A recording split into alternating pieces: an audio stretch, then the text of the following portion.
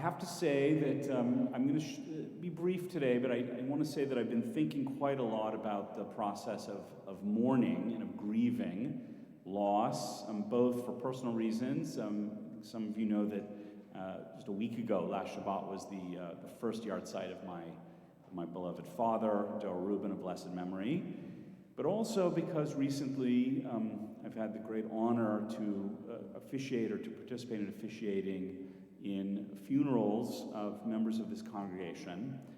And what struck me, and of course acknowledging here in particular Fred and your entire family who are grieving the loss of Joy of blessed memory, and a number of others here in this room where I've officiated at funerals. One of the things that strikes me so powerfully is how much care and concern and love, overpowering, limitless love, people I've met and gotten to know, people invest not only in the last years and months caring for a spouse, a parent who's very ill, but then the funeral itself, that is the fulfilling the holy mitzvot of kavod hamet, of honoring the person who's died, and kavurat hamet, of burying the person with dignity and with love and honor. I've mentioned this before and I'll say it again. Many of you may know that in Israel, when referring to hostages, we all know, alas, that many of the people who are still in captivity have died, maybe half or more, but they're still referred to as hostages.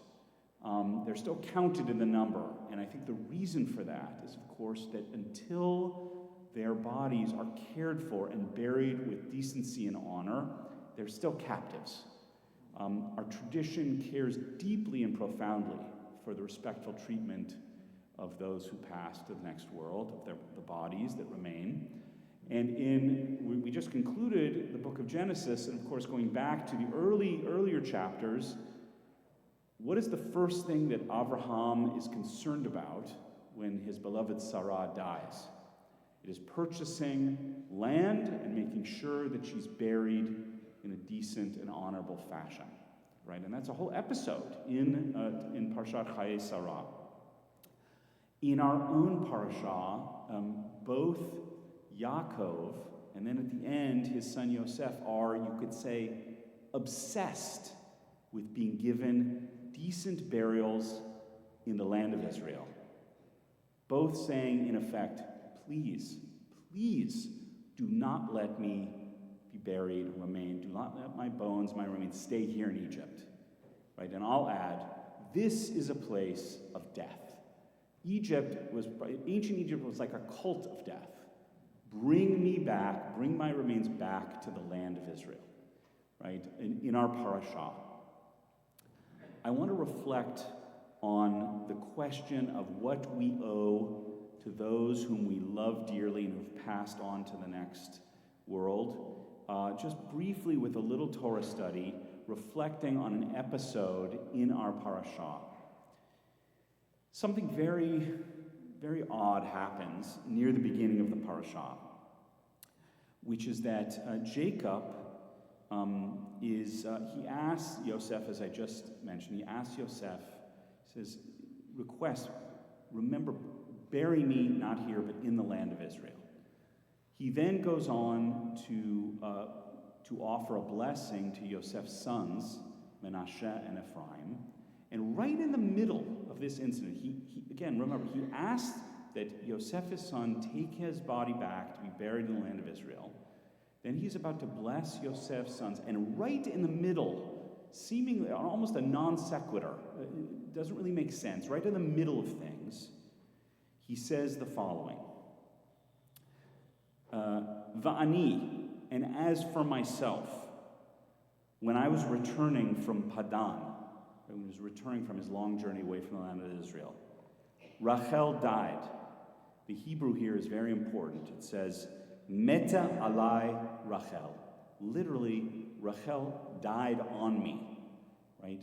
A very unusual language. Rachel died to my sorrow while I was journeying in the land of Canaan, when still some distance short of Ephrat, and I buried her there on the road to Ephrat.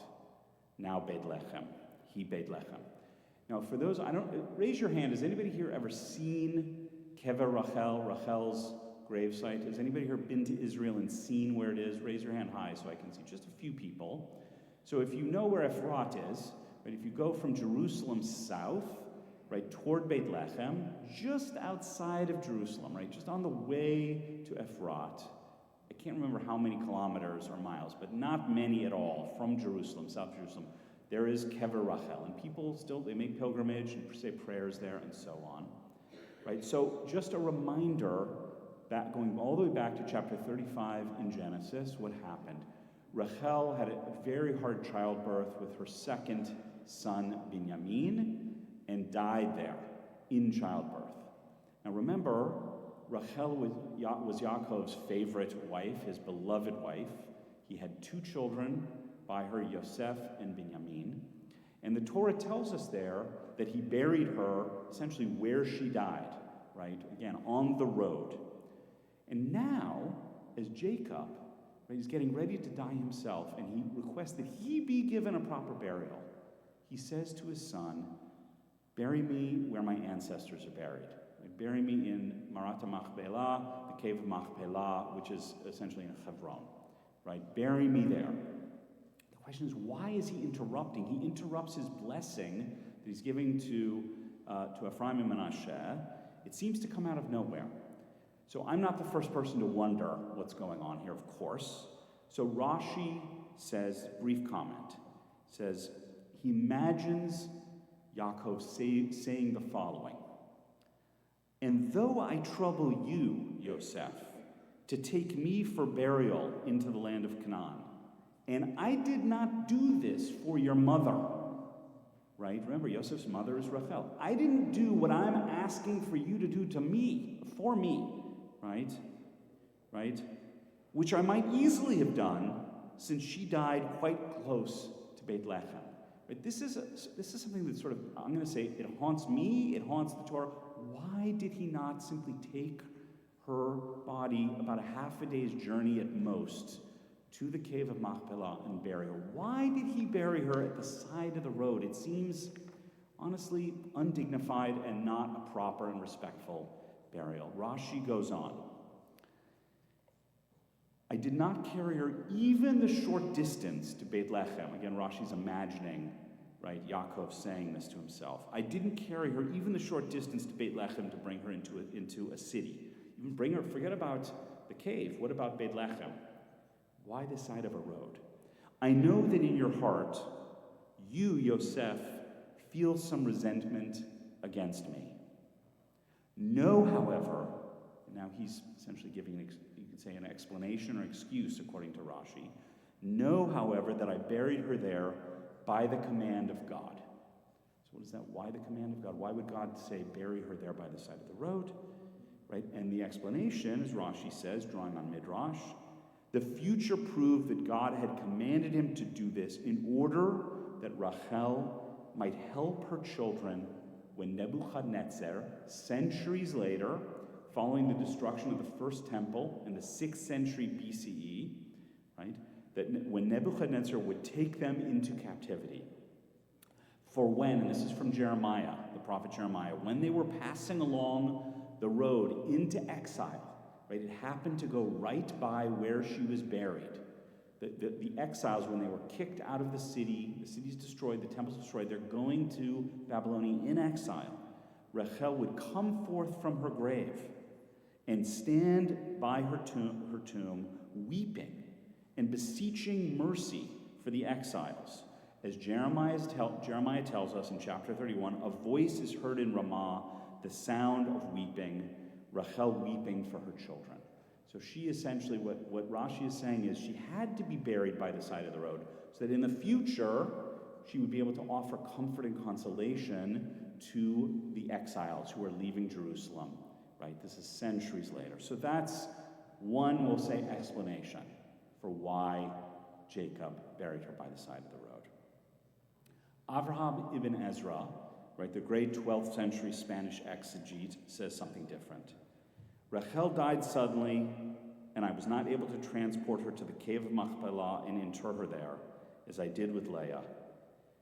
Jacob told this to Yosef so that he would not be angry with him for requesting that he do for him what he didn't do for his mother. In other words, he's saying this, he's bringing him out to try and appease him, to acknowledge that he might be upset because his mother was buried by the side of the road.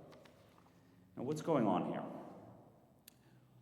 The last explanation I'll offer, and with this I'll conclude, is given by Rabbi Ovadia Saforno, who lived in 16th century Italy. And here I think he really gets at what's happening and why, to me at least, a much more satisfying explanation for why Jacob did what he did. Why did he not take her further and bury her in the city or in the cave of Machpelah? Rabbi Ovadia Saforno says as follows: I was so overcome by grief at the time that I did not even have the strength to transport her remains to the burial grounds in Beit Lechem. Right, that's it. He was overcome by grief for the death of his beloved, most beloved Rachel. And that's why he couldn't do what he had to do and take her. Those of you who are in mourning or have gone through mourning know that when you're in Shiva, we say the phrase, Hamakom Yinachem Etchem. May God comfort you among the other mourners of Zion and Jerusalem. And it's become so common, we just sort of say it, it's powerful, but nonetheless, I think it's really important to linger on it for just a moment. Because those of you who've gone through mourning or are in mourning now, right, know that at a certain time, when the relatives go back home and the friends stop coming to one's home, things get quiet. And life returns, you can say, to normal, even though it's not normal, of course, because of the loss. And it's at that time, it seems to be my own experience, when grief can be at its strongest. After people have offered comfort, after the mourners have come, when the quiet comes, what are we left with? And I want to suggest that we're left with Hamakom, that God comforts us. This morning, during the beautiful davening of Psukei de Zimra, led by Cantor Stotland, right, in 2 psalms, the following words were said. Psalm 34, Karov Hashem l'nishbarei lev ve'taka'ei ruach yoshia. God is close to the brokenhearted and helps those who are crushed in spirit. God is close to the brokenhearted, right? And then later on, in Psalm 147, we read that God is described as Harofeh lishvurei lev. God is the healer of broken hearts. God is the healer of broken hearts. So I just want to offer this as a kind of covenant intention of thought.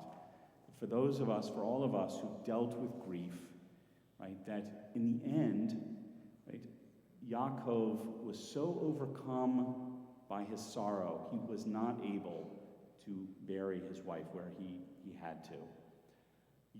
Those of you who've gone through funerals and have managed to overcome your grief, to do the incredible mitzvah of burial with honor, with love, with decency, you were able to get through it.